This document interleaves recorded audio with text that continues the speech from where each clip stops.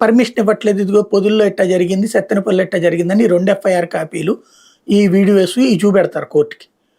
Court అప్పుడు అన్నప్పుడు లేదు మేము మాకేం సంబంధం లేదు, అది మామూలుగా ఎవరో చేసేటటువంటిది అంటే ఇట్లాంటివి జరగకుండా చూసుకోండి అని చెప్పి మీరు ఎంతమంది వెళ్తున్నారో ఈ లెక్క చెప్పండి. ఇప్పుడు అమరావతి వాళ్ళు ఏం చెప్పారు, పర్మిషన్ ఎంతమంది, ఆధార్ కార్డులు ఇవ్వండి, ఇట్లా లెక్క చెప్పారు కదా, అట్లాంటిది ఇవ్వమంటారు. అయితే అప్పుడు మళ్ళీ వీళ్ళు ఇట్లా జనం చూడ్డానికి వచ్చిన వాళ్ళు అంటారు. అప్పుడు అమరావతి దానికి కూడా అట్లాగే జరిగింది.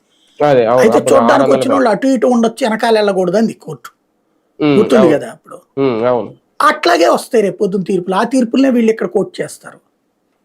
తద్వారా జగన్ వెనకాల వెళ్లకుండా అడ్డుపడే ప్రయత్నం చేస్తారు.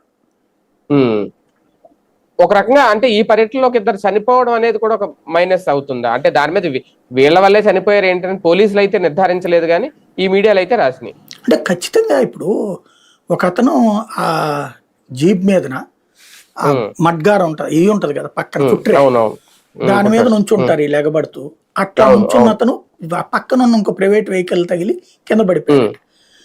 సాధారణంగా మానవత్వం ఉంటే మిగతా కార్యకర్తలు వాళ్ళకి మరి ట్రైనింగ్ ఇవ్వాలేమో, వీళ్ళు వెంటనే ఏం చేయాలా, వాళ్ళని తీసుకెళ్ళాలి హాస్పిటల్కి.